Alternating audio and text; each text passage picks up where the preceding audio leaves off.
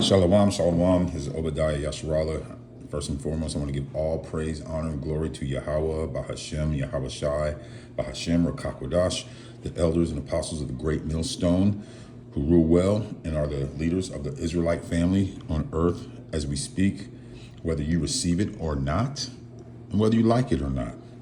So let's jump into this real quick lesson, slavery in America.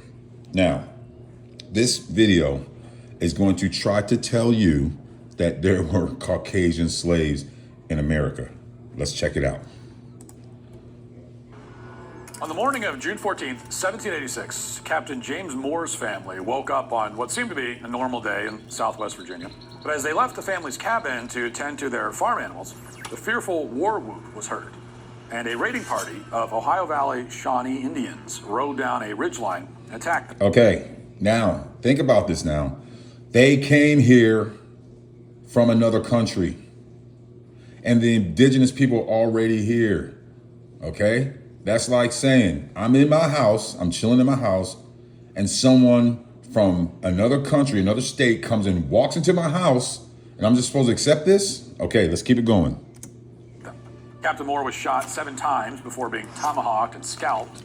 The Indians then murdered. Shot 7 times. Indians didn't have guns. So how does he get shot 7 times when Indians only had a tomahawk or a spear or a bow and arrow, they say, okay? Now all of a sudden they possess guns. All right. Murdered 3 of his children, leaving only his family members who were locked inside the cabin. Much like the Barbary pirates, the Indians broke into the house, shot the dogs, plundered and burned the home, killed the livestock, and took Moore's wife and surviving children captive. The raiding party stole horses and embarked on a journey to Detroit, which was then an open-air market for humans captured by Indians. To give you a sense of the savagery of the Indians, when one of the surviving sons, John, fell behind on the journey, the Indians split his head open with a tomahawk and then told John's mother what happened. See, this guy's talking like he was right there. This guy is talking like he was right there and witnessed this whole situation. 1700s, okay. With her son's bloody scalp hanging in his waistband. They reached Detroit in December, where in a drunken frolic, one of the surviving daughters, Mary Moore, was sold into slavery for a few gallons of rum to a man named Stogwell, who had been an active Tory during the war and had removed to Canada after it closed for fear of losing his life if he remained in the United States. 3 years later, she was rescued by her brother and returned to the United States. Stories like Mary Moore's were common in the early frontier period in America, and often the stories became nationwide bestsellers. The vast majority of white slaves. Bestsellers, it sounds like a fictional story. It sounds like a fictional story. How you have a bestseller, okay? Come on, man, drop it. Slaves in the United States were owned by fellow whites. Somewhere between 60 and 70% of white immigrants to the American colonies arrived in bondage, often involuntarily. Arrived in bondage involuntarily? Now listen to the people that they say they brought over here, okay? Estimated 350,000 arrived between 1620 and 1776, in numbers that likely far exceeded the number of black slaves who arrived in the 1600s. Mortality rates on the journey to the colonies often exceeded 20%. You can see how they're downplaying the numbers. They said 350,000, and that's way more than the black slaves that were brought over here. Records indicate that there were millions of Israelites died on them slave ships. The stories also say that sharks would follow the slave ships because brothers and sisters jumping overboard because they'd rather die than become a slave, right? So they're telling me 350,000 was way more than what they brought over here from. Oh man, shut up, man. Okay, let's go. Many of them were legally classified as indentured servants. Indentured servant. What's an indentured servant? An indentured servant has an amount of time to serve, and then they're set free. We didn't get that. Under British law, indentured servitude was, in theory, a contract entered between a poor person and a sponsor, in which the sponsor pays for the poor person's transit across the Atlantic. Paid for the poor person's transit, okay? In exchange for a set period of bondage. Set period of bondage. There you go, a set period of bondage. We had people born into bondage and never got out of bondage. So what are they talking about? That, however, is the textbook definition. Reality was much harsher. In the early colonial period, there were not substantial differences between indentured servants and black slaves. Many were subjected to conditions of such brutality, duration, and heritability that historians increasingly regard slave as the more accurate term. There's no question that indentured servitude was slavery. Some indenture contracts literally use the term slave, and ads issued for runaway servants asked for them to be returned to their masters. Some of them were held in bondage for life.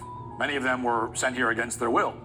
At the outbreak of the revolution in 1776, more than 50,000 convicts were sent to the colonies as slave laborers. Convicts. 50,000 convicts, okay? Convicts. There were all sorts of sources of white slavery. They were the convicts, the urban poor, political prisoners, thieves, prostitutes, vagrants, prisoners of war, anyone designated undesirable by the British government.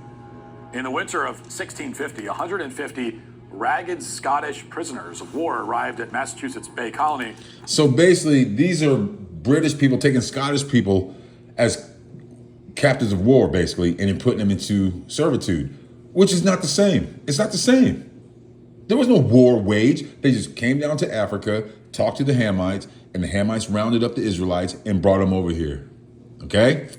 Now, I'm going to get into the lesson. Now, so the Edomite, the Caucasian, is saying that they were enslaved in this country, but 150 rugged Scottish prisoners of war arrived in Massachusetts Bay Colony, where they were sold as indentured laborers for 20 to 30 pounds each. Okay, now, in the Bible, it says, to the Israelites, and the Lord shall bring thee into Egypt again with ships. By the way whereof I speak unto thee, thou shalt see it no more again, and there ye shall be sold unto your enemies for bondmen and bondwomen. Okay? So, and also the Lord said, the Lord shall bring a nation against thee from far, from the end of the earth, as swift as the eagle flieth, a nation whose tongue thou shalt not understand. Don't the Scottish and the British speak the same language? English. How is that possible that they're acting as if this is biblical proof that they were slaves? This is proof that their servitude is just as important as our servitude, okay? But see, the whole thing is, you Edomites, you served a certain amount of time and got out. And today, you're looked at as a wonderful piece of person, right? But the Edomite still hates the Israelite. They still hate us, okay? It's not a love thing, it's a hate thing, okay? And we're going over here to Genesis, okay? Now, this is who Esau is. And the boys grew, and Esau was a cunning hunter, a man of the field, and Jacob was a plain man dwelling in the tents. Like I said in the video I did yesterday, I'll just do it right now. Let's go into look at a hunting magazine. Hunting magazine, okay? All right, so let's go look up hunting. Hunting magazine. All right, this is what Esau loves to do. Hunting, okay? Let's see who's all in these kind of magazines here. Let's see here. Let's see who's in the hunting magazine. Do we get any prints? So this is what Esau prints. Hunting, killing deer, right? This is what they do. This is their blessing, the weapon. This is what Esau's blessing is the weapon. Okay? How about that? How about that? What does that look like to you? Huh? That's what Edomites love to do. Kill. Okay? Hunting, a cunning man, a hunter, a cunning hunter. Look at that. Okay? The cunning hunter, Esau. The cunning hunter, Esau. Right? But they're trying to tell us that they were serving servitude and chattel slavery like the Israelites did for over 500 years. Okay? So, When they try to tell us that they serve servitude as the Israelites serve servitude, you got to think to yourself, why are they trying to downplay what they have done to us? Because I'm going to just jump to this book right here.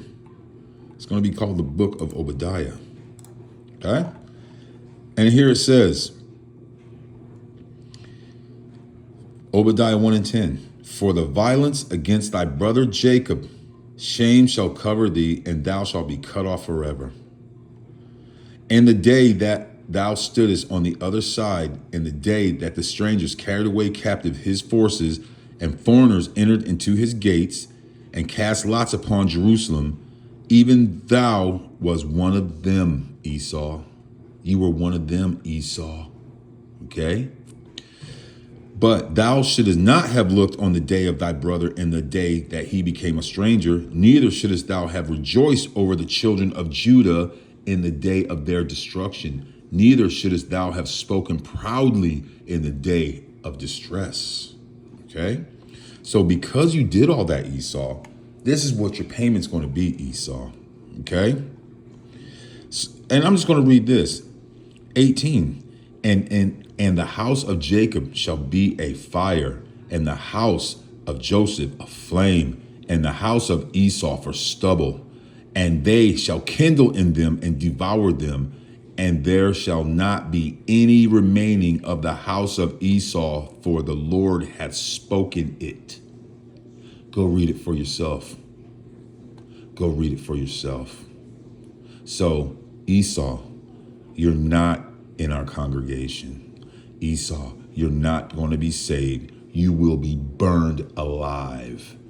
I don't care how much you cry about it. I don't care if you report the video. It's still going to happen.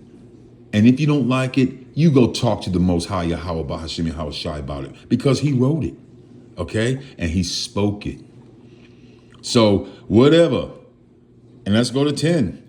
For the violence against thy brother Jacob, shame shall cover thee, and thou shalt be cut off forever. Let's drive it home. You're going to be cut off forever, Esau. You ain't going to win a grand prize, because your constellation prize is going to come. As soon as the sun comes back, Yahweh Shai returns, your ass is grass. And you can't start acting nice now and acting like it's all over. You can't tell us to bury our heads in the sand and forget about it, because the Lord didn't forget about it. So why should we forget about it? And to be honest with you, I really don't interact with Edomites. I let you guys do what you got to do. I avoid you. I don't speak to you. If you ask me a question, I'll talk to you. But other than that, trying to become a friend of yours, I'm wasting my time. I'm wasting my time. Because this is what you are. You're killers. Look at that. You're killers. You hunt for sport.